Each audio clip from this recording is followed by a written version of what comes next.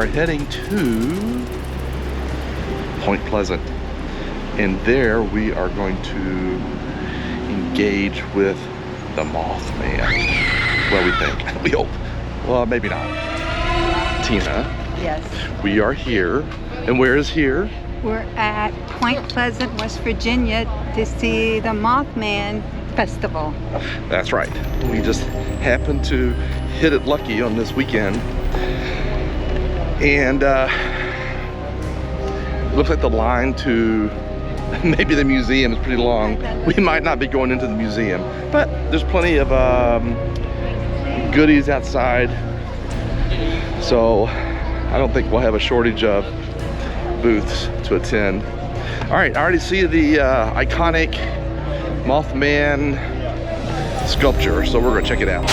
Okay, the museum is definitely probably off the list this trip. Today, yeah. Yeah, maybe if we were back at the festival, we could jump in there and take a look, but that line looked hours long. Well, and you can ask them and see. yeah, well, I can just tell. Just kind of have an idea. And that's okay. The story of the Mothman is steeped in history, legend, and mystery, beginning with the tragic tale of Chief Cornstalk and leading into the eerie sightings in the 1960s that put Point Pleasant, West Virginia on the map. It's a tale that blends history and folklore, weaving together ancient curses, strange sightings, and the lasting cultural impact of a mysterious winged creature.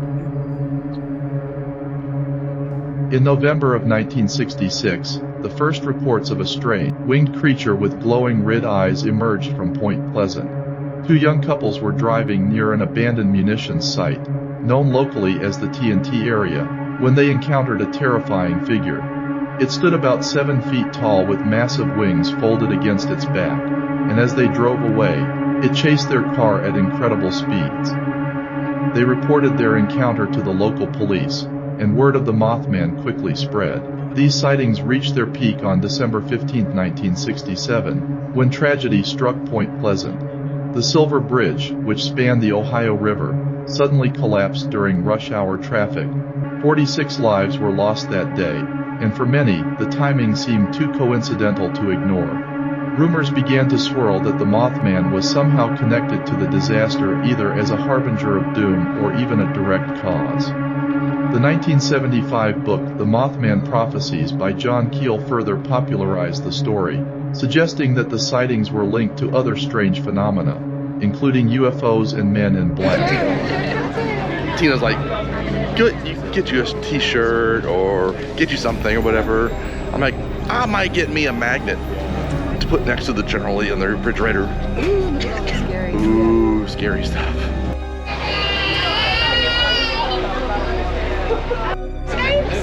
One more in there. Where? Maybe, I don't know. You might have a magic one. Well, I'll say, we were torn on to buy the Deadly Dachshund posters and the Doc Ness Monster poster, but $20 a piece was a little bit much. So we'll have to settle just for the snapshots we took with the phones, just for fun. What? We should ask if they have t-shirts. Oh my gosh. They don't. I can tell they don't have any t-shirts. In the 1700s, Chief Cornstalk, a leader of the Shawnee Native American tribe, found himself entangled in the bloody conflict between settlers and indigenous peoples in the Ohio River Valley. Despite his efforts to keep peace with the encroaching settlers, tensions boiled over, leading to the Battle of Point Pleasant in 1774. After the battle, Chief Cornstalk was taken hostage at Fort Randolph. Though he tried to broker peace, even in captivity, tensions reached a breaking point, and he was brutally murdered by the soldiers. Legend has it that with his dying breath, he cursed the land where he fell, declaring that the settlers would suffer for generations to come. While historians debate the validity of the curse, many locals believe that it set the stage for the eerie events that would unfold nearly 2 centuries later. David. Yeah? What are you getting suckered into? Oh man, you caught me. I did. Let's see what you're getting. I think I'm gonna get one of these. Is it something you really need? Well, you know, it helps hide the beverage of what I'm drinking. You know, like instead of drinking cola, when in fact I'm drinking, you know, maybe I don't know, an adult beverage, possibly. Okay. And they're double insulated. Okay. All right, I'm gonna get you one. Sucker. I don't want one, thank you. Now what are you going to get suckered into?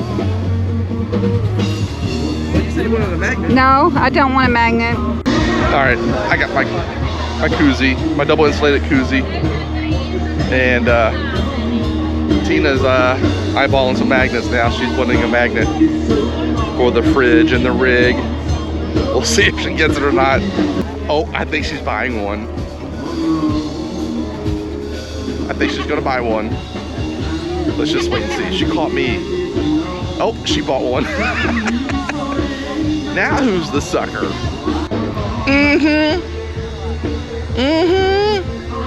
Yeah. Now who's the sucker? I got suckered right into a magnet. I kind of figured you would. All right. I think we're done with our purchases. I think because it has the bridge and the Mothman on it. So. That kind of kills two birds with one stone. That's correct. Hi, baby. We have two weenies back at look at her. Look at her. Yep, it's not tattoos. It's Pet Save Paradise. That's Opal's dye. Hi, baby. You guys have a great rest of your day. Today, Point Pleasant embraces its eerie reputation, turning the Mothman into a cultural icon. The town hosts an annual Mothman Festival, drawing thousands of visitors who come to celebrate the legend, share stories, and explore the area where the creature was first seen. A 12-foot tall metallic statue of the Mothman stands in the center of town, wings spread and eyes gleaming, a permanent tribute to the creature that put Point Pleasant on the map. Despite the many theories about what the Mothman might be, a misidentified bird, an alien visitor, or the embodiment of Chief Cornstalk's curse, the mystery remains unsolved. Point Pleasant has become a pilgrimage site for those drawn to the strange and unexplained, a place where history, legend, and a lingering sense of the uncanny continue to blend. Of course, he got suckered right into a t-shirt. Of course. But it's a cool t-shirt. I mean, look. Yes, it is. See, okay? Yep. And then it's got a little bit of the history in the backside. Yep. Oops. In the backside. And for the record, I have holy water in the truck. Okay. So we're gonna sprinkle the holy water and everything, just to be sure. Yeah. All right. Hey, thanks for joining us on this little adventure. Hope you enjoyed it as much as we did. So, Tina, we'll talk to you soon. Bye now.